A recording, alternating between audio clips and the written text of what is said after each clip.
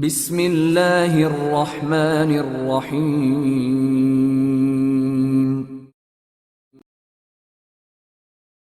Fabian society Imran series मुसन्निफ मजहर Kaleem M.A।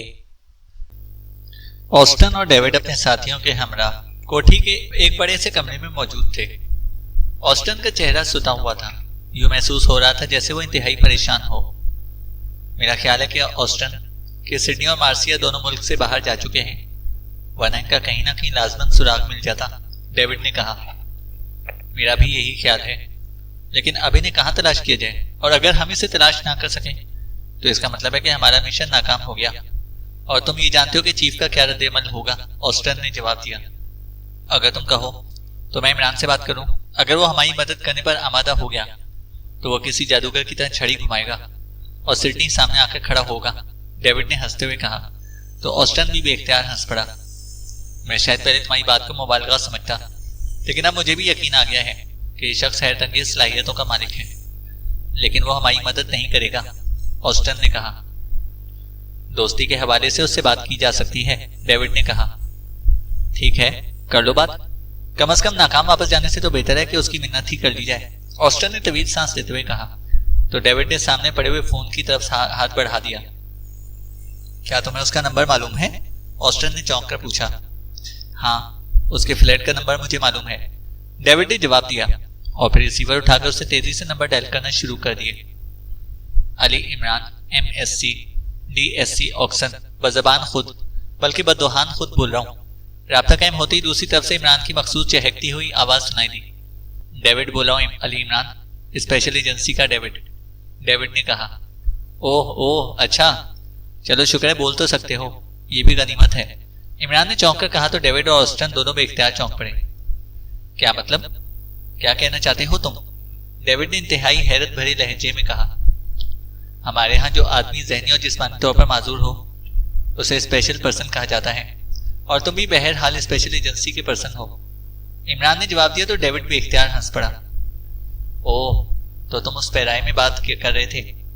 वैसे यहाँ पाकिस्तान आकर मुझे और ऑस्टन दोनों को यूं महसूस हो रहा है कि हम आपके मुल्क के स्पेशल पर्सन ही बन गए हैं, डेविड ने कहा। अरे ऐसी भी क्या ना उम्मीदी, क्या हुआ है मुझे बताओ। मुझे वैसे भी स्पेशल पर्सन से बहुत हमदर्दी होती है, इमरान ने हंसते हुए कहा। हमने सरतूड़ कोशिश कर ली है, लेकिन सिडनी और मार्सिया का कहीं सुराग नहीं मिल सका, और अब हम इस नतीजे पर पहुंचे हैं कि वो दोनों मुल्क छोड़ गए हैं या दारुल हुकूमत से किसी दूरदराज इलाके में शिफ्ट हो गए हैं। लेकिन अब मसला यह है कि अगर हमने स्पेशल एजेंसी के चीफ को नाकामी की रिपोर्ट दी तो मामलात हमारे खिलाफ हो जाएंगे। तुम तो जानते हो कि इन मामलात को, इसलिए मैंने सोचा कि तुमसे बात कर ली जाए। सरकारी ना सही, दोस्ती के लिहाज से शायद तुम ही कुछ मदद ही कर दो, डेविड ने जवाब देते हुए कहा। तुम्हारी बात दुरुस्त है। सिडनी और मार्सिया दोनों इसी रोज चार्टर तैयारी से काफिरिस्तान चले गए थे, जिस रोज तुम मेरे मेहमान थे, और अभी तक वहीं हैं, इमरान ने कहा। तो डेविड और ऑस्टन दोनों बेख्तियार उछल पड़े। क्या मतलब, क्या तुमने इनका सुराग लगा लिया था, डेविड ने इंतहाई हैरत भरे लहजे में कहा। हाँ, मेरे एक आदमी ने उनका सुराग लगा दिया था, और फिर मैंने काफिरिस्तान में भी इनका सुराग लगाया, और वहां मेरे एक दोस्त ने सिडनी को अगवा करके इसे पाकिस्तान में इसकी कारकर्दगी की तफसीलात मालूम की। वो जैकी होटल के मालिक जैकी के अलावा भी 2-3 असलहे के स्मगलरों से मिलकर तवील अरसे से यहाँ से ग्रेटलैंड खुसूसी साख्त का असलहा स्मगल कर रहा था। चुनाचे इनसे तफसीलात मिलने के बाद मैंने ये केस यहाँ की सेंट्रल इंटेलिजेंस को दे दिया, और उन्होंने इस सारे नेटवर्क का खात्मा कर दिया है, इमरान ने जवाब देते हुए कहा। तो डेविड और ऑस्टन दोनों की आंखें हैरत से फैलती चली गईं। वो सिडनी कहाँ है, क्या वो हलाक हो चुके हैं, डेविड ने पूछा। नहीं, वो काफिरिस्तान में है, हमें उसको हलाक करने की क्या जरूरत थी, इमरान ने जवाब दिया। क्या तुम उसके बारे में तफसील बताओगे, डेविड ने कहा। तुम्हें नेटवर्क से मतलब था, वो खत्म हो गया। तुम बेशक जाकर अपने चीफ को रिपोर्ट दे दो। अगर तुम चाहो तो मैं सेंट्रल इंटेलिजेंस से इस नेटवर्क की फाइल की कॉपी भी तुम्हें दिलवा दूंगा, इमरान ने कहा। हमें सिडनी से वहां ग्रेटलैंड में इनके नेटवर्क के बारे में पूछताछ करना चाहते हैं, डेविड ने कहा। सॉरी डेविड, ये तुम्हारा अपना काम है, मेरा नहीं। मैं सिर्फ दोस्ती के नाते तुम्हें टिप दे सकता हूँ कि सिडनी इस वक्त काफिरिस्तान की दारुल हुकूमत में राठौड़ कॉलोनी की एक कोठी नंबर 812B ब्लॉक में मौजूद है। वहां इसका नाम जेम्स है, और बस, इमरान ने जवाब देते हुए कहा। ओके, बस इतना ही काफी है, बाकी काम हम कर लेंगे। बेहद शुक्रिया, डेविड ने मुसरत भरे लहजे में कहा। Okay, wish you good luck, Imran ने जवाब दिया और डेविड ने इसका शुक्रिया अदा करके रिसीवर रख दिया। हैरत अंगेज आदमी है ये। चलो, बहरहाल अब हमें काफिरिस्तान जाना होगा, ऑस्टन ने कहा। मेरा ख्याल है कि चीफ से बात कर लें। काफिरिस्तान में भी लाजमन स्पेशल एजेंसी का कोई ना कोई आदमी मौजूद होगा। उसकी मदद से इस सिडनी को वहां पहुंचने से पहले कवर किया जा सकता है, वरना हो सकता है कि उसे इत्तला मिल जाए और वो वहां से भी फरार हो जाए। डेविड ने कहा तो ऑस्टन ने इस बात में सर हिला दिया और फिर रिसीवर उठाकर इस इंक्वायरी के नंबर प्रेस कर दिए। Enquiry please. राब्ता कायम होते ही दूसरी तरफ से आवाज सुनाई दी। यहाँ से ग्रेटलैंड का राब्ता नंबर और वहां के दारुल हुकूमत का राब्ता नंबर दे दें। ऑस्टन ने कहा तो दूसरी तरफ से नंबर्स बता दिए गए और ऑस्टन ने शुक्रिया अदा करके कैडल दबा दिया और फिर टून आने पर इसने तेजी से नंबर प्रेस करना शुरू कर दिए। यस, राब्ता कायम होते ही एक नस्वानी आवाज सुनाई दी। ऑस्टन बोल रहा हूँ, पाकिस्तान से इंचार्ज एस सेक्शन, चीफ से बात कराओ, ऑस्टन ने कहा। होल्ड करें, दूसरी तरफ से कहा गया। हेलो, चलमोबाद चीफ की भारी सी आवाज सुनाई दी। चीफ, मैं ऑस्टन बोल रहा हूँ, ऑस्टन ने मुअद्दबाना लहजे में कहा। ओह, क्या रिपोर्ट है तुम्हारी मिशन की? चीफ ने चौंक कर पूछा तो ऑस्टन ने उसे सारी तफसील बता दी। ओह, इसका मतलब है कि तुम वहां पूरी तरह नाकाम रहे हो और ना सिर्फ नाकाम हो गए हो बल्कि फेबियन सोसाइटी के बारे में असल मामला भी पाकिस्तान हुकूमत तक पहुंच गई हैं। वेरी बैड, चीफ ने इंतहाई गुस्सीले लहजे में कहा। चीफ, हमारे तस्वुर में भी ना था कि इमरान या पाकिस्तान सीक्रेट सर्विस इस केस में कोई दिलचस्पी लेगी, इसलिए हम बेखबर रहे, ऑस्टन ने मुअद्दबाना लहजे में जवाब दिया। बहरहाल अब तुम लोग वापस आ जाओ। अब तुम्हारा वहां रहना हुकूमत ग्रेटलैंड के लिए इंतहाई नुकसानदेह साबित हो सकता है, क्योंकि अगर पाकिस्तान हुकूमत ने फेबियन सोसाइटी के सिलसिले में काम शुरू कर दिया तो बहुत सी खराबियां पैदा हो जाएंगी, चीफ ने और ज्यादा गुस्सीले लहजे में कहा। चीफ, पाकिस्तान हुकूमत को फेबियन सोसाइटी से क्या दिलचस्पी हो सकती है? ऑस्टन ने होंठ चबाते हुए कहा। जो कुछ मुझे मालूम है वो तुम्हें मालूम नहीं है। मुझे इत्तला मिल चुकी है कि फेबियन सोसाइटी अपना मरकजी हेडक्वार्टर किसी एशियाई मुल्क में बना चुकी है और हो सकता है कि ये मरकज पाकिस्तान ही हो, इसलिए तो मैंने खास तौर पर तुम्हें वहां भेजा था, वरना सिर्फ एक आदमी की तलाश के लिए तो पाकिस्तान में ही किसी ग्रुप को हायर भी किया जा सकता था, चीफ ने कहा। चीफ, कम से कम ये बात तो तय है कि सोसाइटी का हेडक्वार्टर पाकिस्तान में नहीं है, क्योंकि अगर ऐसा होता तो इमरान उसे ट्रेस कर चुका होता और फिर वो सिडनी भी इस तरह मुल्क छोड़कर ना जाता। अगर आप इजाजत दें तो हम काफिरिस्तान जाकर उन्हें ट्रेस करके उनके तमाम हालात मालूम कर लें, ऑस्टन ने कहा। नहीं, तुम वापस आ जाओ, वहां हमारा एक सेटअप है, हम उस सेटअप को इस्तेमाल करेंगे, दूसरी तरफ से इंतहाई सख्त लहजे में कहा गया और उसके साथ ही राब्ता खत्म हो गया तो ऑस्टन ने एक तवील सांस लेते हुए रिसीवर रख दिया। चीफ को पहले कभी तो इतना गुस्सा में नहीं देखा, डेविड ने कहा। उसे गुस्सा इस बात पर आया है कि हम पाकिस्तान के एजेंट के हाथ लग गए, उसने इसे अपनी एजेंसी की तौहीन समझा है। बहरहाल अब चलो, अब सिवाय वापसी का और कोई रास्ता हमारे पास नहीं है, ऑस्टन ने कहा और डेविड ने इस बात में सर हिला दिया। फोन की घंटी बजते ही मेज के पीछे ऊंची पुष्ट की रिवॉल्विंग चेयर पर बैठे हुए अधेड़ उम्र आदमी ने हाथ बढ़ाकर रिसीवर उठा लिया। यस, अधेड़ उम्र आदमी ने तहकमाना लहजे में कहा। चीफ, मुशाबे की कॉल है, दूसरी तरफ से एक नस्वानी आवाज सुनाई दी। कराओ बात, चीफ ने कहा। मुशाबे बोला हूं चीफ, चलमोबाद एक आवाज सुनाई दी। लहजा बेहद मुअत्तबाना था। क्या रिपोर्ट है? चीफ ने उसी तरह तहकमाना लहजे में कहा। मिस्टर सिडनी और इसकी नाइब मार्सिया दोनों को पुरस्कार अफराद ने इनकी खुफिया रिहाइशगाह से अगवा कर लिया है और फिर जब इन्हें होश आया तो इन दोनों से चंद नकाबपोशों ने पाकिस्तान में फेबियन सोसाइटी के असलहे के नेटवर्क के बारे में इंतहाई पुरतशद्दुद अंदाज में पूछगछ की और इन दोनों पर इंतहाई होलनाक तशद्दुद किया गया जिससे ये बेहोश हो गए। फिर जब इन्हें होश आया तो ये इसी जख्मी हालत में इसी खुफिया कोठी में ही मौजूद थे। इस दौरान पाकिस्तान से इत्तला मिल गई कि वहां सेंट्रल इंटेलिजेंस ने कार्रवाई करके पूरा नेटवर्क तहस नहस कर दिया है। जैकी पहले ही हलाक हो चुका था, लेकिन इस बार बाकी 9 अफराद खुसूसी असलहे के तमाम स्टोर सब कुछ खत्म हो गया है। मुशाबे ने तफसील से रिपोर्ट देते हुए कहा। स्पेशल एजेंसी के एस सेक्शन का बॉस ऑस्टन अपने साथियों समेत सिडनी के पीछे पाकिस्तान गया था, उसके बारे में क्या रिपोर्ट है? बॉस ने इसी तरह सपाट लेकिन तहकमाना लहजे में पूछा। अभी तक स्पेशल एजेंसी के हेडक्वार्टर से इस बारे में कोई रिपोर्ट नहीं मिली, दूसरी तरफ से कहा गया। सिडनी और मार्सिया दोनों के लिए डेथ कॉल दे दो, बॉस ने तेज और तहकमाना लहजे में कहा और उसके साथ ही इसे रिसीवर रख दिया। वो कुछ देर खामोश बैठा रहा, फिर उसने मेज की दराज खोली और इसमें से एक जदीद साख्त का ट्रांसमीटर बाहर निकाला और उसने मेज पर रखा ही था कि फोन की घंटी एक बार फिर बज उठी। तो चीफ ने हाथ बढ़ाकर रिसीवर उठा लिया। यस, चीफ ने तेज और तहकमाना लहजे में कहा। मुशाबे ने दोबारा कॉल की है। दूसरी तरफ से इसकी सेक्रेटरी की मुअद्दबाना आवाज सुनाई दी तो चीफ बेइख्तियार चौंक पड़ा। कराओ बात, चीफ ने कहा। चीफ, मैं मुशाबे बोल रहा हूँ। हुक्म की तामील कर दी गई है। उसके साथ अभी अभी चूंकि स्पेशल एजेंसी के हेडक्वार्टर से इंतहाई अहम रिपोर्ट मिली है, इसलिए मैंने दोबारा कॉल की है। मुशाबे ने की मुअद्दबाना आवाज सुनाई दी। क्या रिपोर्ट है? चीफ ने पूछा।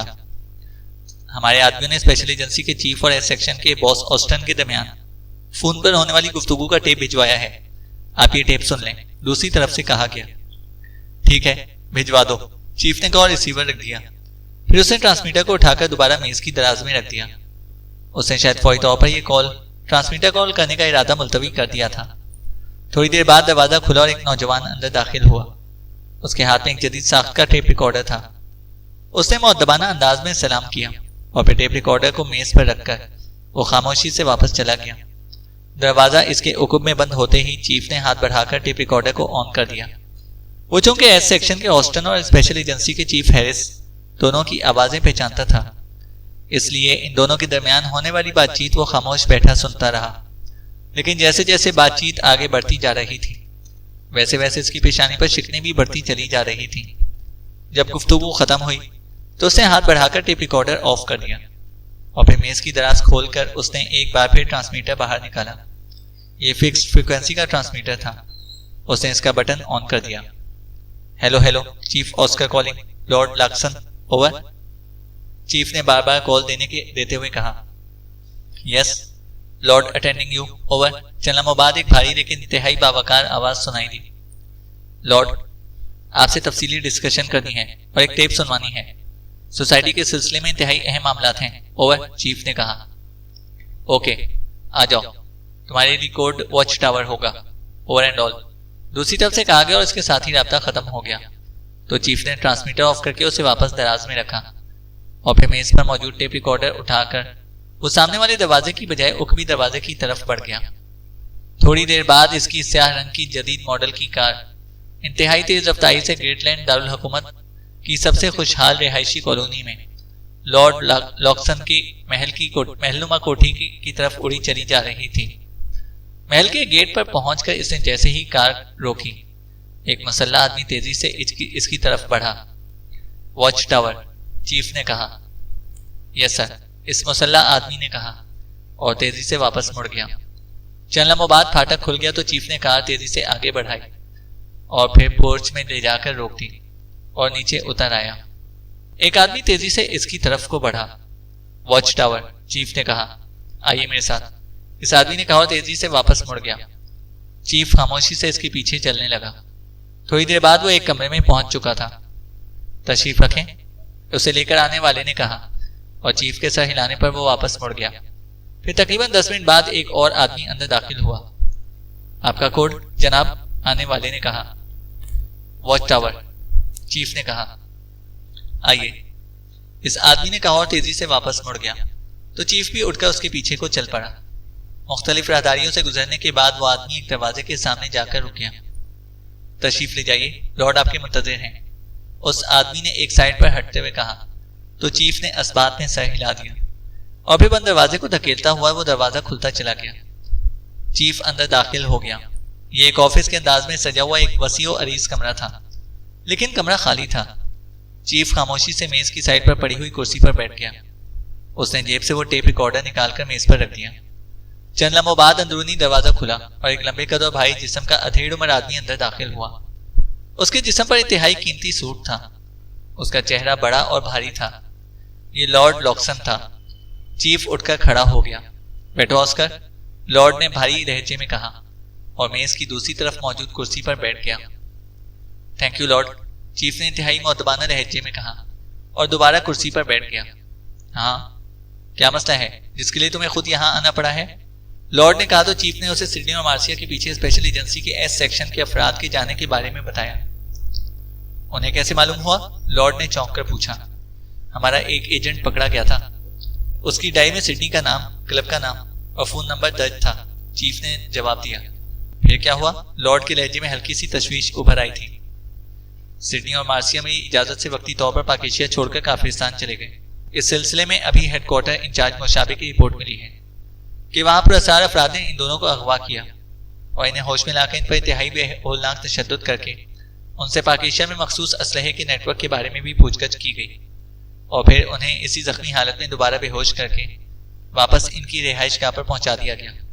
उसके बाद पाकिस्तान से रिपोर्ट मिली है कि वहां सोसाइटी और असलहे के नेटवर्क को सेंट्रल इंटेलिजेंस ने तहस नहस कर दिया है।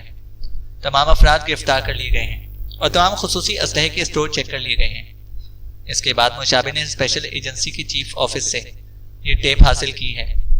मैंने ये टेप सुनी और इस टेप की वजह से मैंने आपकी खिदमत में खुद हाजिर हुआ। चीफ ने कहा। क्या है उस टेप में? लॉर्ड ने चौंक कर पूछा। इसमें स्पेशल एजेंसी के चीफ हैरिस और पाकिस्तान में सिडनी के पीछे गए हुए एस सेक्शन के इंचार्ज ऑस्टन के दरमियान मौजूद फोन होने वाली गुफ्तगू टेप है। चीफ ने कहा। सुनवाओ, लॉर्ड ने कहा तो चीफ ने हाथ बढ़ाकर टेप रिकॉर्डर ऑन कर दिया। क्योंकि ये जदीद तरीन टेप रिकॉर्डर था इसलिए उसमें टेप को रिवर्स करने की जरूरत ना होती थी। जैसे ही ये टेप ऑफ की जाती थी वैसे ही ये खुद ब खुद रिवर्स हो जाती थी। टेप रिकॉर्डर ऑन हुआ और आवाजें सुनाई देने लग गईं और लॉर्ड खामोश बैठा सुनता रहा। लेकिन फिर गुफ्तगू के दरमियान इमरान का नाम आते वो बुरी तरह चौंक कर सीधा हो गया। उसके चेहरे पर यकलख्त हैरत और परेशानी की तासुरात उभर आए। चीफ खामोश बैठा लॉर्ड के चेहरे पर उभर आने वाले तासुरात को देख रहा था। उसके चेहरे पर हल्की सी मुस्कुराहट थी। जब गुफ्तगू खत्म हुई तो चीफ ने टेप रिकॉर्डर ऑफ कर दिया। Oh very bad. ये इमरान और पाकिस्तान सीक्रेट सर्विस कहां सोसाइटी के पीछे पड़ गई? वेरी बैड, लॉर्ड ने कहा।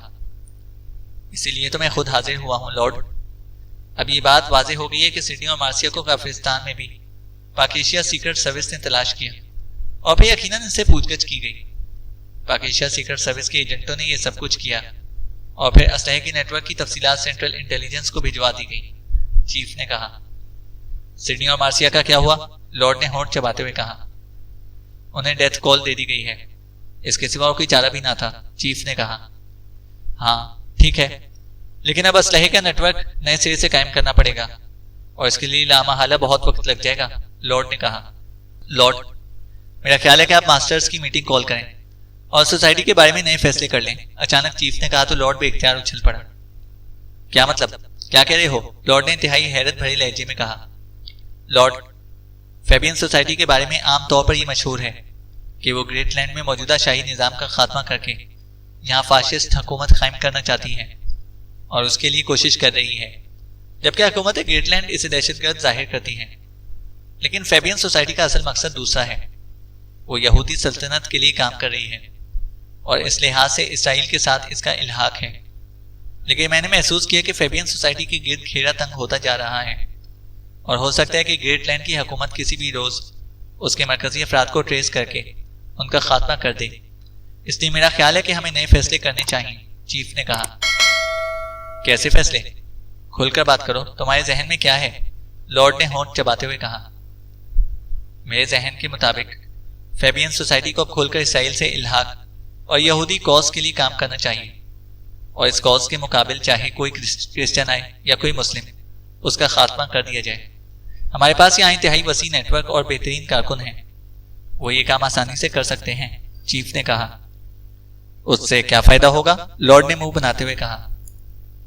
उससे यह फायदा होगा लॉर्ड कि हुकूमत जो सोसाइटी को दहशतगर्द करार दे रही है वो इसराइल और यहूदी दबाव की वजह से खामोश हो जाएगी और चूंकि इसे अपनी बका का खतरा खत्म हो जाएगा इसलिए वो हमारे खिलाफ काम भी बंद कर देगी, चीफ ने कहा। लेकिन सोसाइटी के मिशन का क्या होंगे ये बताओ, लॉर्ड ने इस बात करते गुस्सीले लहजे में कहा। मेरा ख्याल है लॉर्ड कि हम इस्लामी ममालिक के खिलाफ काम करें, खासतौर पर पाकिस्तान सीक्रेट सर्विस, अली इमरान और इस्लामी सिक्योरिटी काउंसिल के कर्नल फरीदी के खिलाफ। ये इसराइल और यहूदियों के दुश्मन नंबर 1 हैं, चीफ ने कहा। ओह, तो ये बात है। तुम दरअसल इस इमरान के खिलाफ काम करना चाहते हो क्योंकि इसकी वजह से पाकिस्तान में तुम्हारा नेटवर्क तबाह हुआ है। लेकिन तुम जानते हो कि इमरान क्या है और किस अंदाज में काम करता है? लॉर्ड ने मुस्कुराते हुए कहा। यस लॉर्ड, मैं अच्छी तरह जानता हूं और मुझे यकीन है कि जब इमरान का खात्मा किया जाएगा तो पूरी दुनिया की यहूदी जश्न मनाएंगे और इस्राएली हुकूमत तो सबसे ज्यादा जश्न मनाएगी, चीफ ने कहा। ओह, तो इस कदर शोहरत हो चुकी है इमरान की, लॉर्ड ने कहा। आपका इसराइल में ज्यूइश चैनल की चीफ लॉर्ड बॉफमैन से तो राब्ता है, चीफ ने कहा। हाँ, क्यों? लॉर्ड लॉक्सन ने चौंक कर कहा। उनसे बात करके देखें, उन्हें भी मालूम है कि आप सोसाइटी के चेयरमैन हैं, चीफ ने कहा। तुम्हारा मतलब है कि तुम इस मिशन पर सरकारी सरपरस्ती चाहते हो, लॉर्ड ने चंद लम्हे खामोश रहने के बाद कहा। आप दुरुस्त समझे हैं, बल्कि मैं अब सोसाइटी को सरकारी सरपरस्ती में देना चाहता हूं। इसराइल की सरकारी सरपरस्ती से हमारी सोसाइटी को बेहद फायदा होंगे, चीफ ने कहा। ओके, तुम वापस जाओ। मैं मरकजी मास्टर्स की हंगामी मीटिंग कॉल करके तुम्हारी तजवीज और मौजूदा वाकयात उनके सामने रखूंगा, फिर जो फैसला होगा उससे तुम्हें मुत्तला कर दिया जाएगा, लॉर्ड ने कहा। यस लॉर्ड, चीफ ने कहा और उठकर खड़ा हो गया। फिर उसने मुअद्दबाना अंदाज में लॉर्ड को सलाम किया और वापस मुड़कर कमरे से बाहर आ गया।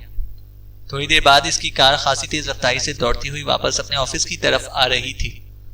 फिर अपने ऑफिस पहुंचते ही उसने कुर्सी पर बैठकर रिसीवर उठा लिया। इस फोन पीस के नीचे लगा हुआ बटन प्रेस करके उसने तेजी से नंबर प्रेस करना शुरू कर दिए। स्टार क्लब राब्ता कायम होते ही एक नस्वानी आवाज सुनाई दी। ब्लैक से बात कराओ, मैं ऑस्कर बोल रहा हूँ, चीफ ने कहा। यस सर, होल्ड ऑन करें, दूसरी तरफ से इस बार मुअद्दबाना लहजे में कहा गया। हेलो, ब्लैक बोल रहा हूँ, चंद लम्हों बाद एक मर्दाना आवाज सुनाई दी। ऑस्कर बोल रहा हूँ ब्लैक, फौरन मेरे ऑफिस पहुंच जाओ, ऑस्कर ने तेज लहजे में कहा और फिर रिसीवर रख दिया। और फिर इंटरकॉम का रिसीवर उठाकर उसने यके बाद दीगरे 2 नंबर प्रेस कर दिए। ब्लैक आ रहा है, उसे मेरे ऑफिस में भिजवा देना, चीफ ने कहा और फिर रिसीवर रख दिया। फिर तकरीबन निस्फ घंटे के बाद ऑफिस का दरवाजा खुला और एक वर्जिशी जिस्म का आदमी अंदर दाखिल हुआ। ये ब्लैक था, फेबियन सोसाइटी के एक्शन ग्रुप का चीफ और ग्रेटलैंड की खुफिया एजेंसी किंग टावर का सबसे फाल एजेंट। वैसे मजहबी तौर पर यहूदी था, लेकिन उसके बारे में बहुत कम लोग ही जानते थे कि वो कतई यहूदी है, वरना आमतौर पर इसे क्रिश्चियन ही समझा जाता था। ब्लैक ने अंदर दाखिल होकर ऑस्कर को सलाम किया।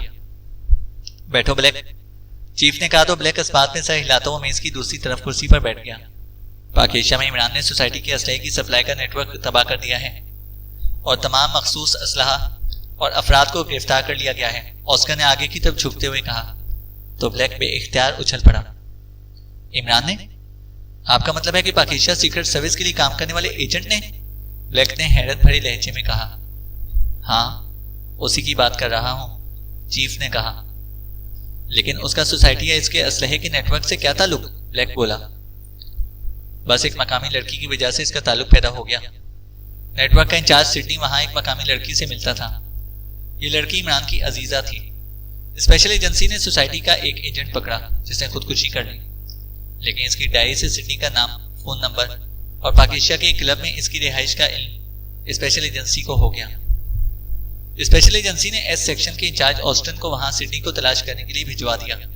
फिर ऑस्टन और इसके साथी डेविड दोनों ने इस मकामी लड़की को अगवा करके इस पर तशद्दुद किया और उससे सिडनी के बारे में मालूमात हासिल करने की कोशिश की। फिर तशद्दुद करके उसे जख्मी कर दिया, लेकिन फिर जिंदा भी छोड़ दिया। इमरान को इसके जख्मी होने की खबर मिल गई, चुनांचे वो इससे मिला तो इसके सामने सिडनी का नाम आ गया और फेबियन सोसाइटी का भी। फिर इमरान हरकत में आ गया और उसके नतीजे में इसने ऑस्टन और उसके साथियों को ट्रेस करके उनसे पूछगछ की। इस तरह उसके सामने सारी बात आ गई और फिर उसके आदमियों ने सिडनी और मार्सिया को काफिरिस्तान में ट्रेस कर लिया। क्योंकि मेरी इजाजत से वो दोनों स्पेशल एजेंसी से बचने के लिए काफिरिस्तान चले गए थे। वहां इन पर तशद्दुद करके इनसे सोसाइटी के लिए असलहे की सप्लाई का नेटवर्क मालूम कर लिया गया और फिर सेंट्रल इंटेलिजेंस के जरिए ये सारा नेटवर्क तबाह कर दिया गया। मुझे मजबूरन और सिडनी और मार्सिया के लिए डेड कॉल देनी पड़ी, चीफ ने तफसील बताते हुए कहा। ओह, वेरी बैड चीफ, लेकिन अब आपका प्रोग्राम क्या है? क्या आप नया सेटअप कायम करेंगे? चीफ ब्लैक ने कहा। जाहिर है हमें खुसूसी असलहा वहीं से मिल सकता है, लेकिन अब यह जरूरी है कि पहले इस इमरान का खात्मा किया जाए। मैंने इसलिए तुम्हें कॉल किया कि क्या ये तुम काम कर सकते हो या मैं किसी और के जिम्मे लगाऊं? चीफ ने कहा। बॉस, आप सिर्फ इस इमरान का खात्मा कराना चाहते हैं या पूरी सीक्रेट सर्विस का? ब्लैक ने कहा। फिलहाल तो ये इमरान ही हमारा टारगेट है। सीक्रेट सर्विस तो जाहिर है कि असले की स्मगलिंग के चक्कर में नहीं पड़ती, चीफ ने कहा। लेकिन चीफ, जैसे इमरान के खिलाफ काम शुरू हुआ पाकिस्तान सीक्रेट सर्विस खुद ही बखुद हरकत में आ जाएगी। अभी जो काम किया गया होगा इसमें पाकिस्तान सीक्रेट सर्विस के एहलकार ने लाजमी काम किया होगा। मुझे मालूम है कि इमरान सीक्रेट सर्विस का रुकन नहीं है, लेकिन बहरहाल वो सीक्रेट सर्विस के लिए काम करता है, इसलिए सरकारी तौर पर ना सही गैर सरकारी तौर पर सीक्रेट सर्विस के अरकान उसके साथ काम करते होंगे। ब्लैक ने कहा, हाँ तुम्हारी बात दुरुस्त है। फिर तुम क्या कहते हो? चीफ ने एक तवील सांस लेते हुए कहा, आप पाकिस्तान सीक्रेट सर्विस को यहाँ ग्रेटलैंड लाने पर मजबूर कर दें। यहाँ सरकारी सतह पर इसका मुकाबला होगा, जबकि हम अपने तौर पर इसे घेर लेंगे। इस तरह वो यकीनी तौर पर मारा जाएगा। ब्लैक ने कहा। तो चीफ बेइख्तियार चौंक पड़ा। क्या मतलब? मैं समझा नहीं तुम्हारी बात। चीफ ने हैरत भरे लहजे में कहा। चीफ, बजाय इसके कि हम वहां जाकर इस इमरान के खात्मे के मिशन पर काम करें, ज्यादा बेहतर यही है कि हम वहां जाकर कोई ऐसा काम करें, मसलन किसी अहम आदमी का अगवा, और ये काम ग्रेटलैंड की सुपर एजेंसी की तरफ से जाहिर किया जाए। इससे इमरान लामहला सीक्रेट सर्विस के हमरा यहाँ पर आएगा और सुपर एजेंसी के खिलाफ काम करेगा। इसके तस्वुर में भी ना होगा कि हम भी इसके खिलाफ काम कर सकते हैं। इसकी पूरी तवज्जो सुपर एजेंसी पर होगी, जबकि हम आसानी से उसका खात्मा कर देंगे। इस तरह सीक्रेट सर्विस भी यही समझेगी कि उसे सुपर एजेंसी ने हलाक किया है और हम पर बात नहीं आएगी। ब्लैक ने कहा। क्या तुम्हारा दिमाग तो खराब नहीं हो गया ब्लैक?